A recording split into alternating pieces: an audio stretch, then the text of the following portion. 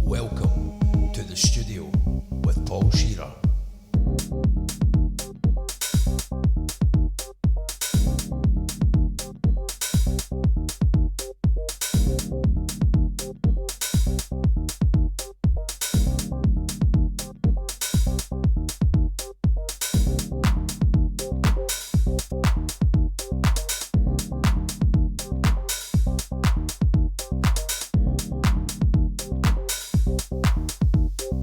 Welcome to the studio with Paul Shearer.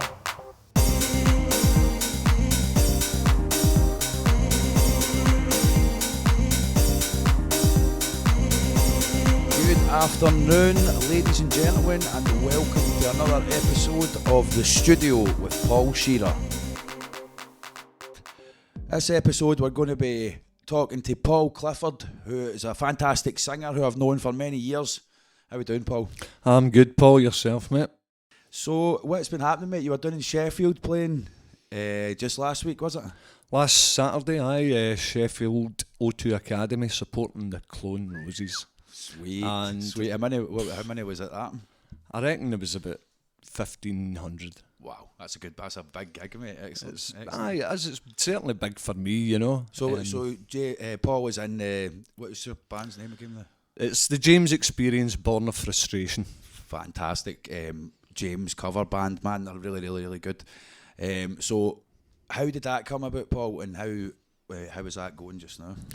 Well, actually, I was poached from. That's always nice. Aye, it was round the campfire at Dalovich Festival, and the band, the James Experience, were playing at it. And I'd went What was up. that festival? It's Loch Stock. It's my friend Paddy that runs it. Oh, right. In Dalovich. It's an excellent wee kind of quiet, low key festival. Right, cool, man. Apart from when we're there, obviously. So I'd went up to my pal Soapy, and I was like, "Oh, Soapy, you like James?" I was like, "Oh, wait, I've got a couple of tunes." So I'm sitting with the guitar, badly playing it as I'm really, really bad at guitar. But I think I gave him 2 James tunes. But I didn't know that it was the guy that kind of ran the James tribute was sitting there. Oh, you didn't know he was in the... Didn't know, so... Right. I think, you know, that way Soapy's like, we'll get you up on the stage tonight to sing a couple of songs with the guys. And naturally the singer was like, "Is he fuck?" Oh, very right. Who's that? Get him to fuck. So I wasn't bothered. But apparently this was getting planned that I would be the next singer, because the singer at the time, they were having some differences, and you know, the guy, he couldn't make a lot of the gigs. Aye, logistics, that becomes a big problem, totally. So basically it was like, right, would you be interested? And I thought, you know, I wasn't doing anything at the time. I was maybe, you know, like doing stuff with Curdo and Drew and all that kind of thing, but just always in the house, never taking it any further. Yep. And it was a chance of some big gigs, and I'm like, absolutely, you know, at my age now, I'm like, I'll take a gig. What age are you now? I'm 53. You don't look it, mate, I'll tell you that. You don't look it. That's mate, great, I'll man. take that, thank you. Well, let's go back a bit then, mate, right? So, how did you first get into music? What was your first musical memories? First memories were, I was right into, I don't know if you remember a band, The Sweet. I don't think I have. They were like a 70s glam rock. But I'm talking, I was 4. I was 4 at the time. And I used to mime with a carpet sweeper. You know, like standing there with trying to have the cool face and all that. So it was always something that I was really interested in. I mean, I'm talking 4. But I think as I got older, you know, I always liked music. I'd always, you know, like taping the charts and all that kind of thing. And I think when I hit 15, I got into David Bowie, and pretty much my life changed. And the whole perception of music, theatre, you know, heroes, that kind of thing. It just totally changed. Yeah. I think Bowie had that influence on a lot of people, didn't he?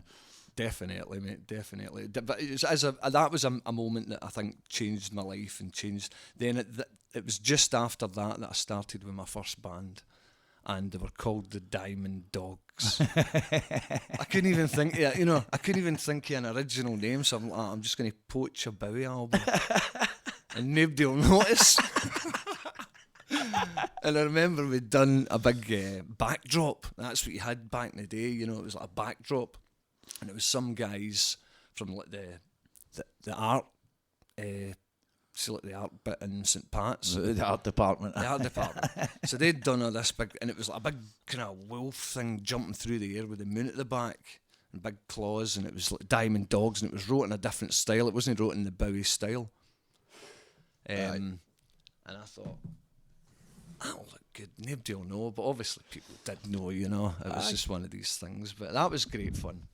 So that was your first band. So what was it? What was that? A 3-piece, 4-piece? 5 5-piece. For the first band, the 5-piece that's cool. Aye. It was Mark Talbot on bass, James Curry, Jammer, on guitar, Anne Stevenson on keyboards, and Sandy Graham on the drums. But there might be something happening. With Big Tally shortly. Excellent, good news, mate. That's great news. Just totally for a bit of fun, and it's any gig to me is a great gig, you know. So any excuse. No, totally, man. That's it. When you get the buzz for performing, there comes a point when you'll just be, if you want to do it in any capacity you can. So I totally understand that, man. So where did it go for there then? What was the next part of the musical story? Well, I joined the Diamond Dogs, and we were playing in the Pine Trees when I was 16. And we started off in the Pine Trees, then I think we moved to the Denny Club. We done a big gig in there, and then we started playing in the Toon circuit. Mm-hmm.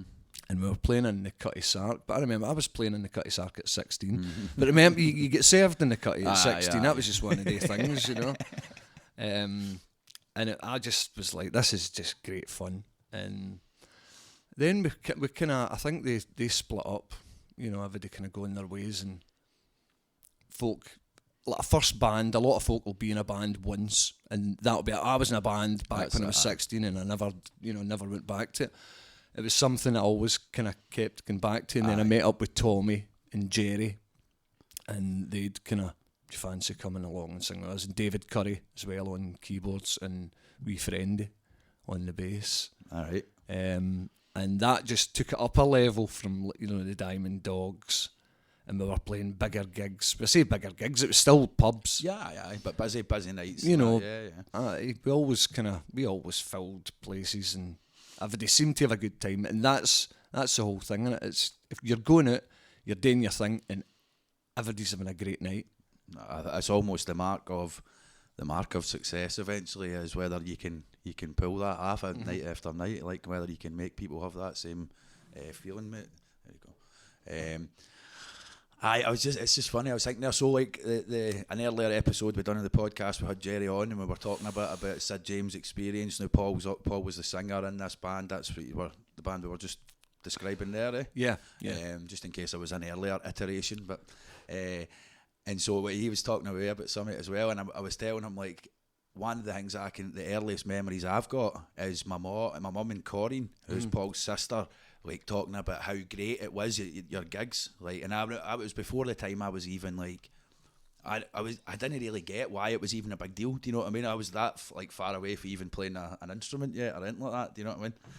And it was like how you actually became a big thing. Like as I started to get into gigs, I remember being like, I want that reaction.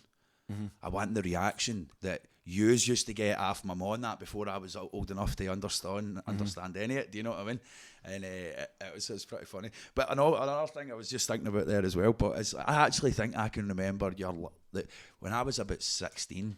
The Pine Trees was just about as close. Mm-hmm. The Pine Trees, most people local to the Dumbarton area will be able to remember the Pine Trees pub on the back road. But it was, I'm sure my kind of earliest memory is trying to get in and getting knocked back, and it was the Sid James Experience that was playing that night, right. And it's almost the only memory I have of the pine trees itself, because I was too young. Do you know what I mean? Aye. But I'm sure that night that I can mind, that was actually I don't know if it was the last gig he's done in there.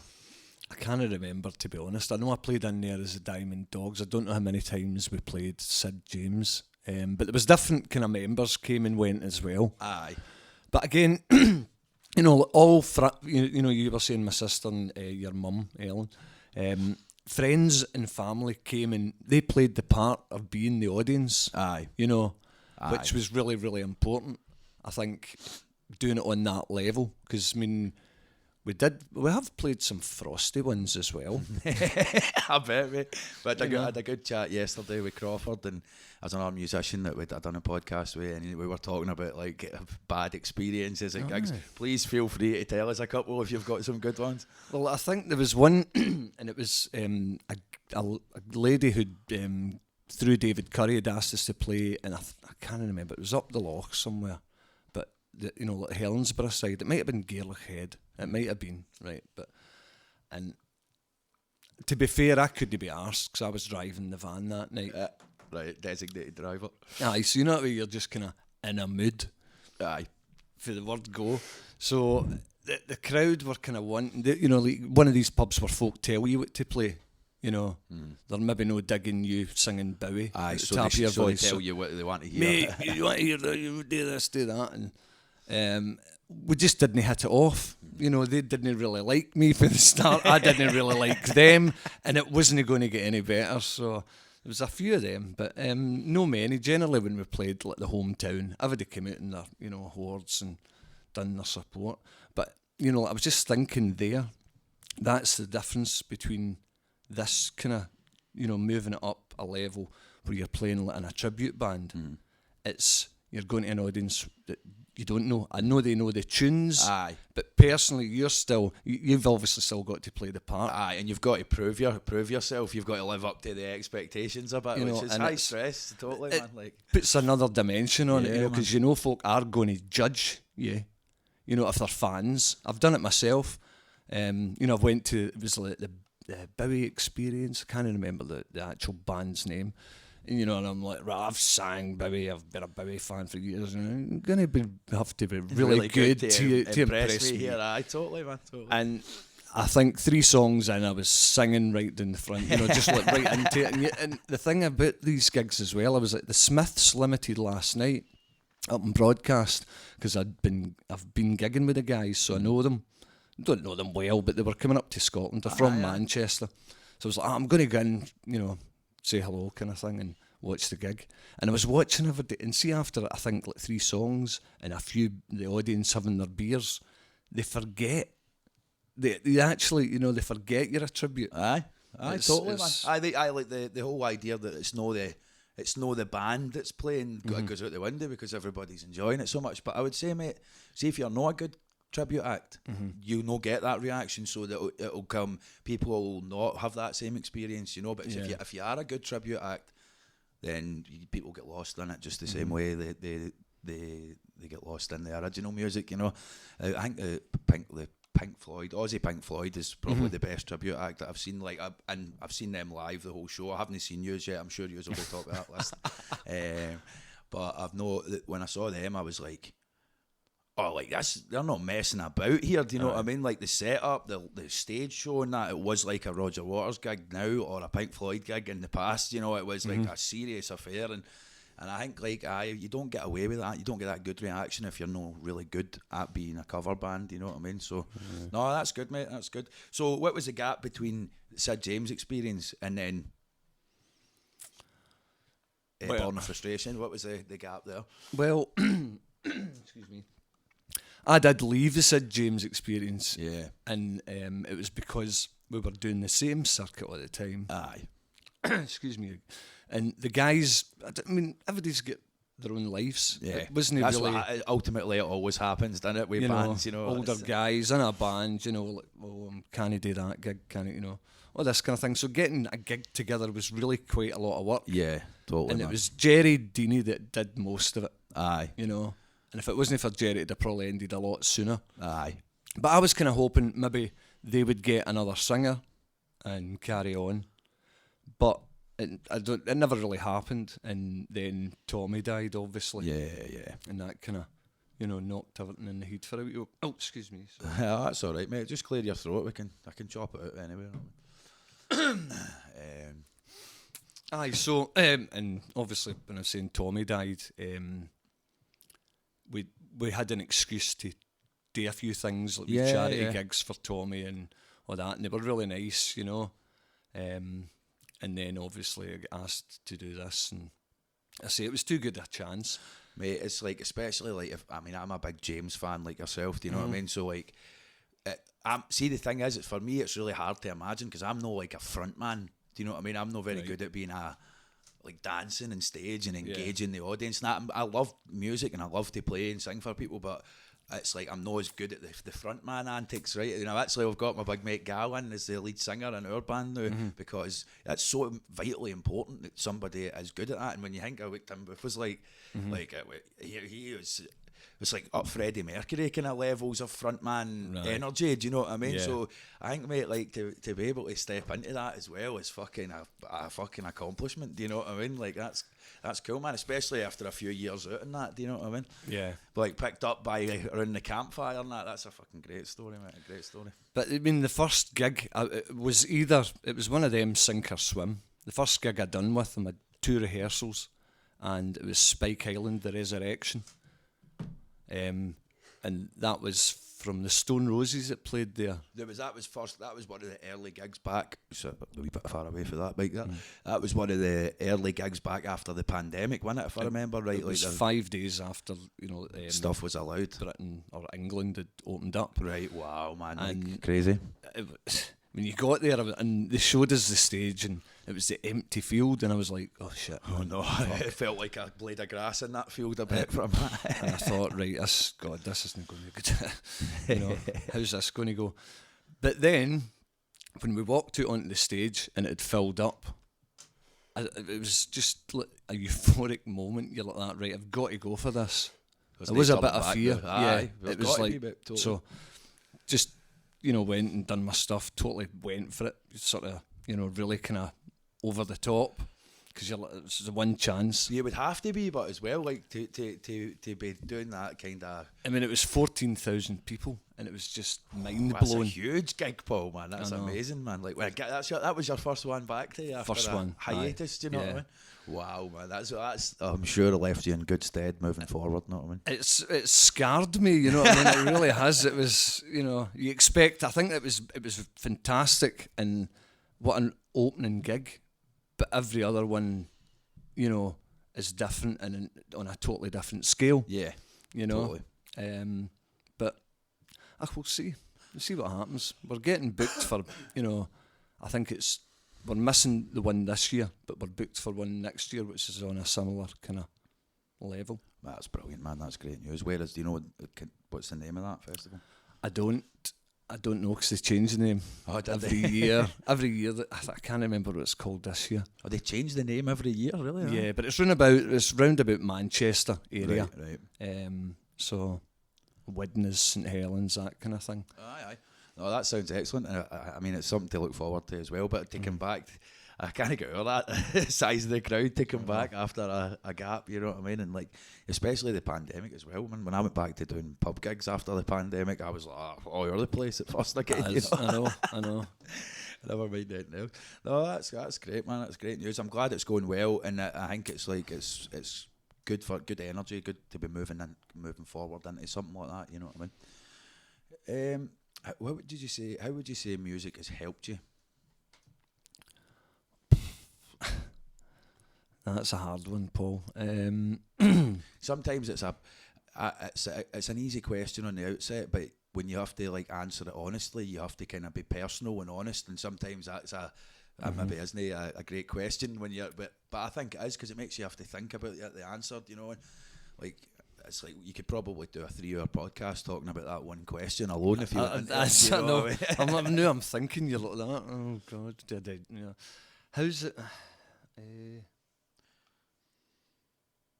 I really don't know, mate. I think it's made me be the person that I am. Totally. I'm kind of known, man, locally. Oh, that's the guy that sings. He sings in a band, because I've always kind of done it. So it kind of gave me an identity, definitely. I would say that's for sure done the same for me, mate. Like, I didn't really know who I was or why I was on this planet really until I really understood that I was here to make music. Do you know what I mean?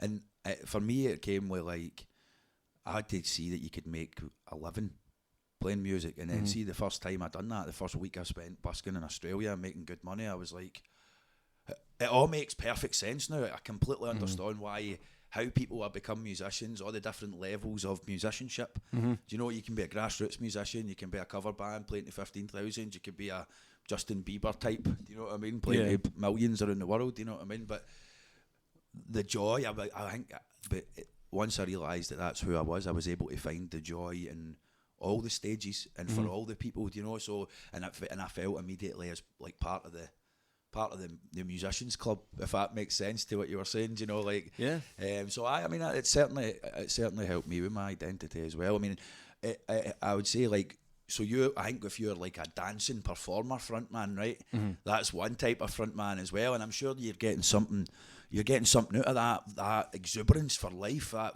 passion that you've got to show as a lead singer. Do you know what I mean?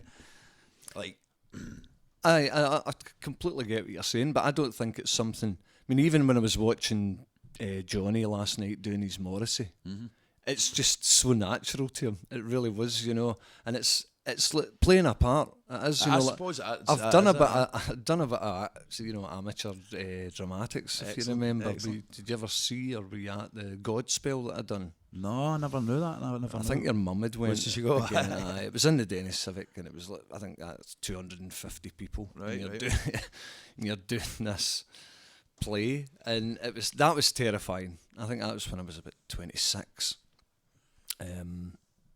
But I think it was a really good experience, you know, and being able to act on stage a wee bit as well. Aye.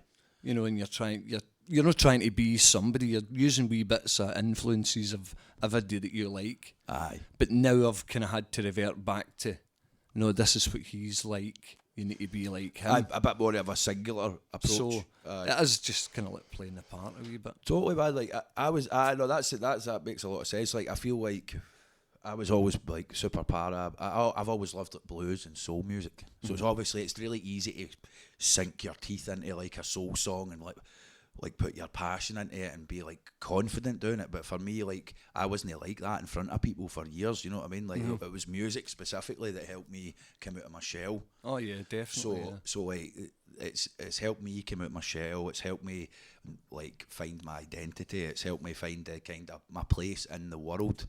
Do you know what I mean? So that's why I think it's an interesting question, and I'm sure it's done a lot of these things for you. It's just sometimes we don't verbalise it or we've no thought about it. Do you know what I mean? Oh, definitely. I mean, you're saying confidence. I think every day that you meet, most people, you do get shy people in bands, but to do that or want to do that, there's got to be a wee bit of something, you know, extrovert in you. I know, but this is the debate that I've struggled with for years, mate. Like, to some people, I seem dead like out for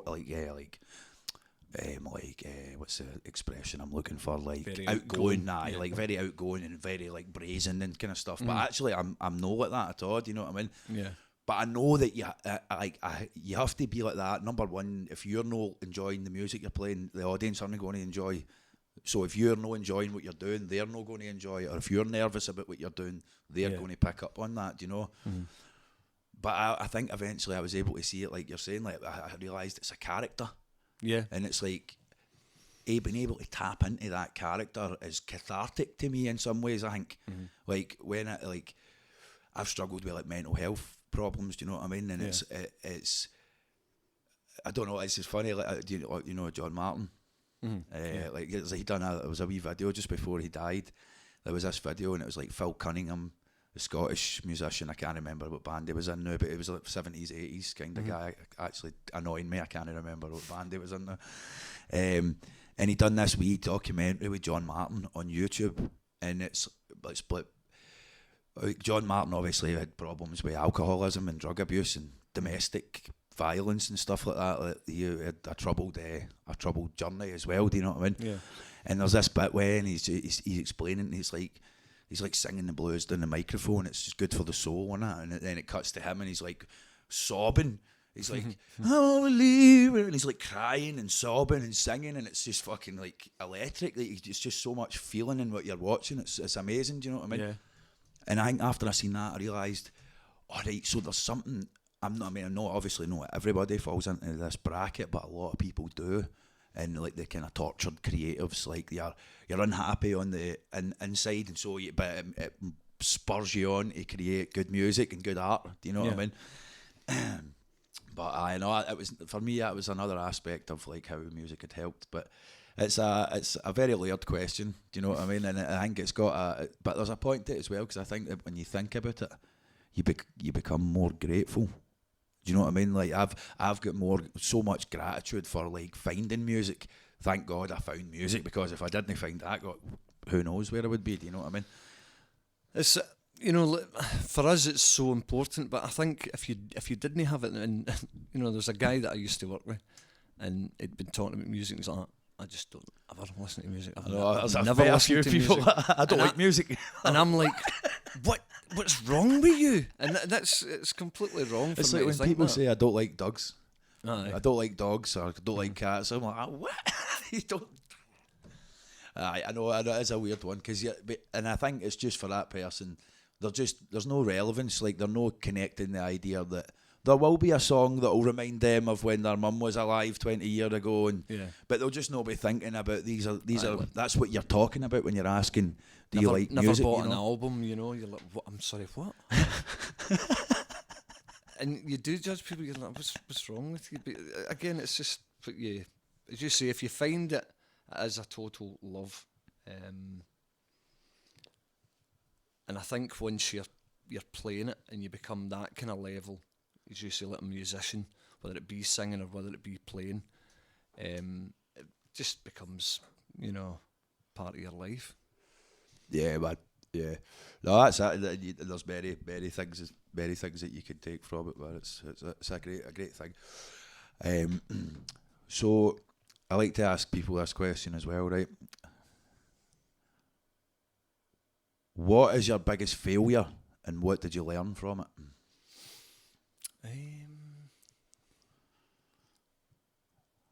Well, see, to be fair, see, when I've played in cover bands pretty much all my days, so you don't really get big failures, if you know what I mean. You don't. You don't. Nothing can go completely wrong. I think, you know, I've never been in a situation like that. You listened to the podcast I done yesterday to hear Crawford's story. You think differently about that. Right. Oh, you go, mate. Sorry. No, it's I don't know. Again, that's a really tough one, mate. I don't really have any regrets. See why I was like, do you want to look at these questions for? I know. There was a reason. I know. I'll just go unprepared. No, but I like that. I But can't as well, answer mate, that. if somebody asked me, I would prefer to be like, look, you know what? That's a question that requires a bit more thought than just spiel some fucking bullshit into the mic and just because you've been put on the spot with it. Do you know what I mean? So it's all right, mate. It gives us a chance for when you're on next time to. I would say probably. No, I've had a wee think about it. I think we would turn up far too early some of the gigs, and obviously start drinking far too early. And some of the gigs I don't remember finishing. And that was pretty bad. So I do regret that. And I suppose I learned from that, if people are paying to see you, you can't fucking behave like that, you know what I mean? So you learned a bit of a lesson on professionalism and taking pride in what you're doing. Absolutely. I think as well, the funny thing it'll be, like, he's probably had a great night and everybody probably loved it, right? But I know what you're saying. Like, if you think about it now and you're about to go and play to 15,000 folk doing James songs, I know. Like, the idea of getting smashed before that is like, and no remembering it. What the fuck? Why would happened, you want to do that? You know? Like, did I play? That is. You can learn a lot for that, mate. Totally, you really can, even in your life. You know what I mean? You're doing it for fun. You know, so. No, I mean, I think that's really important, mate. Like, it's a sense in pride, a sense of pride in what you're doing. Now, like, it's dead easy to fall into when you're at the traps of in the band and pubs all the time, like, oh, I'll have a pint, I'll have 2 pints, and then you've had 5 pints before you go on, and everybody's steaming, and the performance is lackluster and that, and nobody's inspired by the last gig he's done to come to the studio for the next 6 weeks to go to do the next gig, you know what I mean? So I think that's really important, mate. Like, when you go to the gym, like, you have to go and you go to the gym consistently for a couple of weeks, you start to see some results, and that spurs you on to keep going. So as you go, it actually gets easier mentally, and easier because you're getting stronger and fitter. And I think it's kind of the same thing. Do you know what I mean? I guess it's dead easy to be like, oh no, I know what I'm doing. I'm really comfy here. I can do what I want. But when you put it that way as well, like, somebody's paying to come and see you, and that conflicts with, I'm having a good time doing what I want, and you have to be able to balance them out and arrange that, or it'll be hard to find any sort of success as even like a pub musician like me. Do you know what I mean? Like, it's. I mean, when I'm talking, like, you know, like, we'd been rolling about the floor kind of thing. Honestly, it was fucking mental. I think it was a woman. I'd bent down. I think it was in the Milton Inn. I'd bent down. I'd far too much to drink, and it was like later on in the night. And a woman was dancing, and she knocked me right, kind of right in the head, and I ended up right through Jerry's drum kit. You know what I mean? We're just looking at Jerry's drum kit here, sitting next to us as well. Right through it, kind of crash, bang, rolling a bit. And I get up, and I was quite angry with the woman, you know what I mean? Obviously, you know, you're just like, oh, come on, what you doing, kind of thing. And I mean, she might have given you a concussion, but it sounds it as well. But, you know, just total embarrassing, you know. I know. But that's my regrets. But that's the thing, but as well, like, that's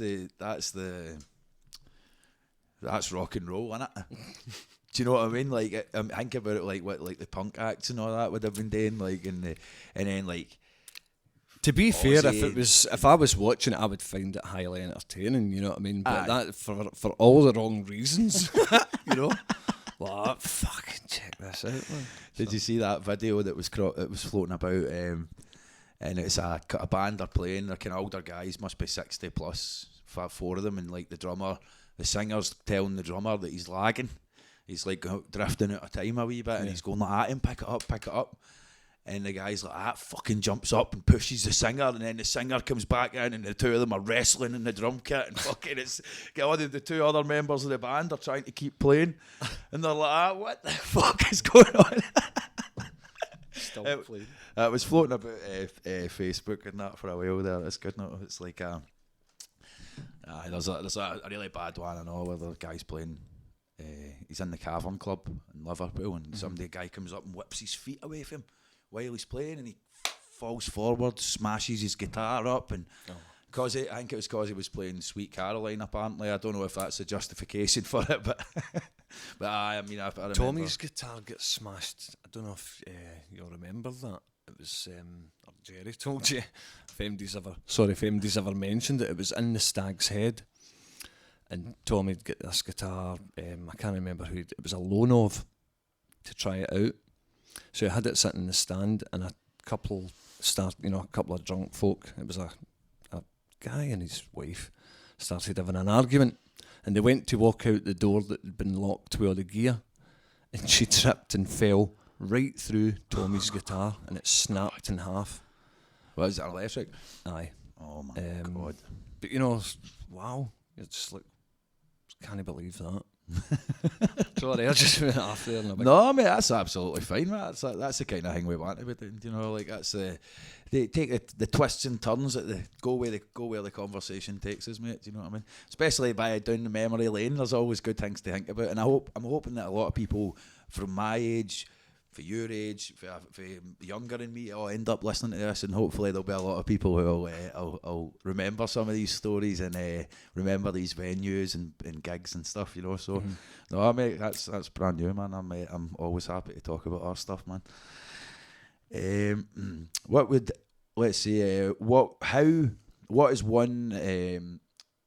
is one myth about being a musician that you would like to debunk? money. Money. That's it. Or the supreme lack of it. Yeah, definitely. If you think you're ever, become a musician and get rich, nah, it's just not going to happen. I know. Well, I think it's funny, like we do end up talking about stuff like this often, and it's like the X Factor kind of approach, I think, has given a lot of people the idea, especially the younger generations, that you just need to learn a few songs, look a certain way, and boom, it's like you're going to make the money, you know what I mean? And so money is always a driving factor, but I think, like anything, you've got to find the joy and just doing it, and just the joy of the activity, do you know what I mean? And then all that success comes later, do you know what I mean? But like, I think, like, there's been many times I'm standing on stage and I'm asking myself, like, this gig is going terrible. Right. Why am I fucking doing this? You know what I mean? But then, like, that song will finish, and then you'll have a wee break and go back on, and everybody will be clapping and cheering and singing along, and for 10 minutes it'll feel like you've made it again, do you know? Yeah. And then, so I think, I'm probably balancing out those those good days with the bad days. And well, see, again, talking about bad days, it was Darko and I done a gig, and it was through in Lanark, through an agency, and it was called, what was it, the Woodpecker Inn. Right. And it was just mental.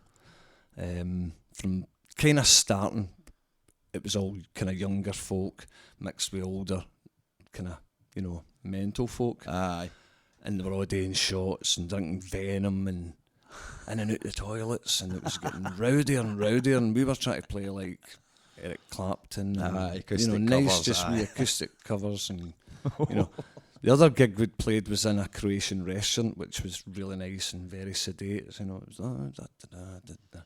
and this was just mental, and it resulted in like women with their boobs out, and it was absolutely, Darko, he's Croatian, he's like, what the fuck is going on? They're like fucking monkeys. He's like, look at it, and they're no listening. No. And then they decided to like kind of take over and shouting for Oasis. Apparently, we need to learn Oasis. Aye. So that's a classic thing if you play it in pubs, isn't it? Why play Wonderwall, mate? Why play Wonderwall? I mean, I do like Oasis, but it's not really anything I've ever been interested in playing. Nah, I always keep a few. Like I always try to find if there's like a certain band, and I've enjoyed Oasis over the years. I haven't been a big fan of Oasis for many years now, do you know? But I did for a long time. I loved them, and learned loads of their songs and stuff. Yeah. But I only play 2 now, really, and I'll just keep them in the bank in case anybody asks for them. Do you know what I mean? But like it's like anything else. Like, we are the singers that are playing, and we've got to be interested in what we're doing and all. And like people who are as big as Oasis, and it's kind of like everybody plays them, like it's the Oasis singers. I don't think I would do it any justice, Yeah, totally, man. I think I like in a venue like that, you're kind of up against it a wee bit. You've got a. It was quite hairy. You've got a bit of a hill to climb there. Do you know what I mean? That's a wee bit different. The new thing doing the acoustic band. So that's with Darko, and Darko's the guitarist in the James cover band. Yeah. I know that's brilliant, man. It's like another facet of musicianship. Do you know? Like there's like they all have their high points and their low points. I'm sure. I mean, obviously, I don't know about the upper end of things, but like you get your famous session players and your famous people and that still have their problems and just want to get back to playing to that kind of crowd again. Do you know what I mean? Like just get back to like your local stuff. But man, it is a different thing. Like you have to. I've always found that like you need to be quite malleable. So if you're doing acoustic stuff and you end up in a venue and it's all kicking off and you're like, the jukeboxes, they're putting dance tunes on in between your set and stuff and that, like trying to like nudge you into a certain direction and that, it's like you've got to have a shift in your style, like if you play when you're doing venues like that. And I think it's a lot to do with the age of the audience as well. Like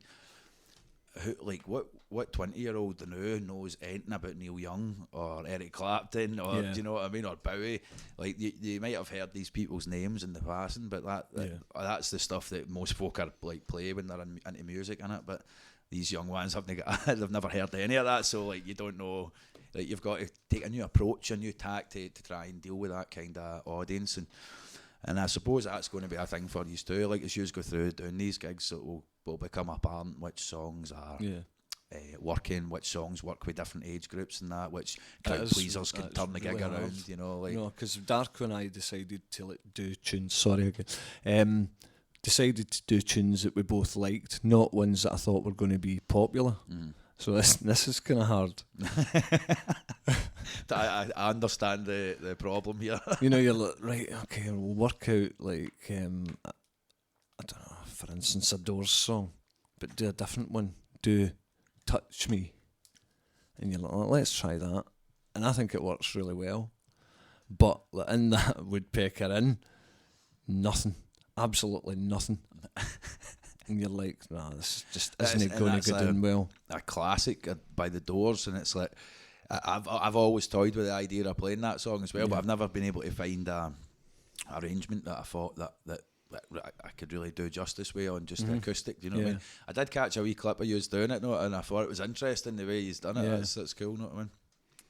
But again, that's just one of the ones, isn't it? If you go into an audience and none of that audience knows who the Doors are, and they've got no. But I know, like about here, that song's loved. Do you know what I mean? Like people all love that tune. Do you know what I mean? I think that's it, mate. And it's like anything else; it's part of the journey now. And new user at that point where you've got to decide, right? Are we going to go and learn tunes? Are we going to find tunes that we like? Are we going to find tunes that the audience like? Yeah. And then I suppose you're just going to toe that fucking line and go back and forth as you need to, you know? I find that really hard. I do, I must admit. I just want to play tunes that I like, you know, selfishly, but I think that's ones that you put more, you know, effort into doing. I think, you know, if somebody said, I'd rather you played... Sorry, I'm away having one here. That's alright, mate. That's all good. I don't know, I've lost it. Lost the train, mate.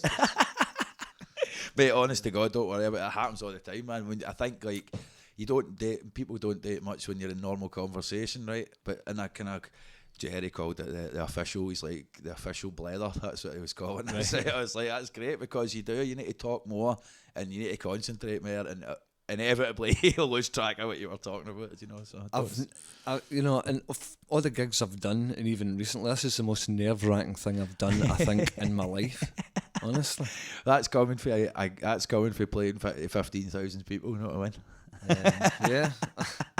No, this will be easy. Honestly, it was the most nervous thing I've ever been. Well, no, honestly, mate, it's been great. I think like. This like anything else is just a thing we practiced, you know what I mean? And even like in years gone by, like podcasting's not been it's been interviews, like short snappy interviews with really tight questions and set answers, and like I think like the podcast format offers you a much better opportunity to get to know who's speaking. But it's a lot more talking is required in it as well, so I can understand why it would be stressful, mate. But no, I mean, it's great. Like, we've spoken a million times, mate, and like I don't feel any different just now. Do you know what I mean? So I think you're doing a grand job. Sound. Right, another big one. What do you think happens after death?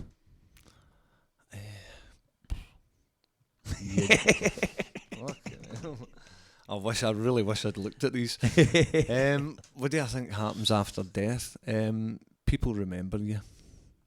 Aye, but what happens? What happens to you? Nothing. Nothing. In the ground. That's it. Yeah. You're a memory. I think you become a memory. Aye. Because if you were always alone, nobody would know. So that's essentially what you're at the end up, just the memories that people. Yes. For not having an answer prepared, Paul, that was a pretty deep answer. That's excellent, man. But I mean, you know, if you are yourself and you've always been yourself, nobody would know. Aye. So you're just... So no, totally. Like, I understand where you're coming from. You know what I mean? That's an interesting way to think about it. You know what I mean? I'd love to think. I love the romance behind, the afterlife, and I think I love films. I've always loved films with a wee bit of that in it. It kind of tugs at the heartstrings, but I'm pretty realistic. Aye. No, I mean, I totally understand, mate. Like, obviously, I grew up as a Catholic, so without questioning it, and really, I just took it for granted that that's what the situation was in reality. Do you know, like, there was a heaven and a hell, and God was watching over everything and all that. Do you know what I mean? And then I got to an age where I was like, I don't know why I believed all this stuff for so long. I don't know why, but I've just assumed that it's all true, and I took a kind of hard stance against anything that was like spiritual or religious. I was like a hardcore Richard Dawkins atheist, you know what I mean? But then I think I took DMT at one point, and then I think it all changed my views on things again a bit. Do you know what I mean? Like, so I've went from being somebody that believed in religion to somebody that went, oh no, I need the evidence, and I don't have faith. I don't believe in any of that. Yeah. And then what happened when I took DMT was basically like a shot of evidence that the souls exist, and there's somewhere different for here. Do you know what I mean? Right. And that's two things that I completely didn't really know if we had a soul. I didn't really put much weight in the idea that we had a bit of physical energy that lasts after you die, kind of thing. Do you know what I mean? Okay.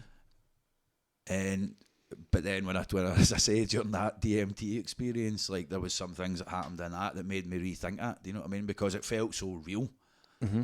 Now, obviously, like, it's a bit of a hot topic that like currently, like DMT and stuff. But when it comes to like psychedelics, even if you've experienced other psychedelics, DMT is like a shot above, and like, and a completely, like, it doesn't feel real. Do you know what I mean? It feels like you're taking part in some kind of first person sci-fi narrative. Do you know what I mean? Right. Like, you're it's like you're acting out and going about your day, but you're knowing the place that you were previously, and there's all this other stuff going on, and it feels so real, Paul. Do you know what I mean? Like, I don't know if you've tried it yourself before, but it feels for somebody that was a staunch atheist, do you know what I mean? It was quite, must be quite an experience, honestly, to shift, mate, totally that much. Yeah, man, like, there's a lot out there on it, you know what I mean? It's easy to find information on it, and like,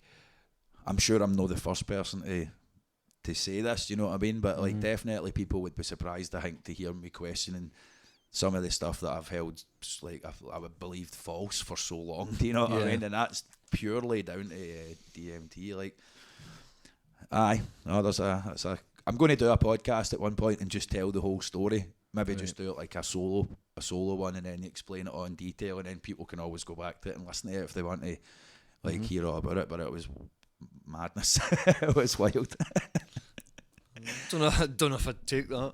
No, well, mate, that's it. As I say, like I sat here now, and like, the thought of taking that again gives me anxiety. Right. Do you know what I mean? Like, it's not a thing that I don't think you're ever like that. Well, some people get quite into it, but I think, like, even the people who do get into it, eventually the DMT pulls them up for taking it too much and tells them that they shouldn't be doing that. Right. And I know that sounds crazy. You know, I'm saying that with a straight face there. I know it sounds crazy, do you know what I mean? But that's a very interesting thing, mate. Like, I've enjoyed different psychedelics over the years, but that is I don't even know. Like, it's hard to find the words. You know, it really is. Like, because it's such a extreme and different experience for anything that I'd ever known before. You know what I mean? So we're nearly getting to the end of the episode, Paul. It's been fantastic. I've enjoyed chatting to you, getting your take on things.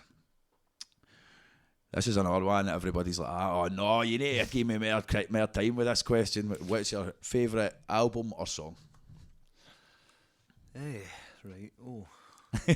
Oh no, I should have looked. I really should have looked. I knew that when I was thinking about it. I knew you were going to regret. I'll go for Aladdin Sane. Aladdin Bowie. Sane by David Bowie. And the song on it would have to be Lady Grinning Soul. Lady Grinning Soul. Sound. That's cool, man. Like, although that is a big question, and that you zeroed in on something really quickly there, so that's you can. That would kind of sum up, I think, a lot of my influences and a lot of my love. It's how theatrical it is, and it's very kind of haunting. Piano. I think it's Mike Garson on piano. Fantastic, and the voice is just Welcome to the studio with Paul beyond Shearer. beautiful. Brilliant. Oh, very well put, mate. Very well put. Well, thanks very much for coming in, mate. I hope we'll be able to do this again at some point. Thank you very much for hearing some of my, letting me. God, there I go again.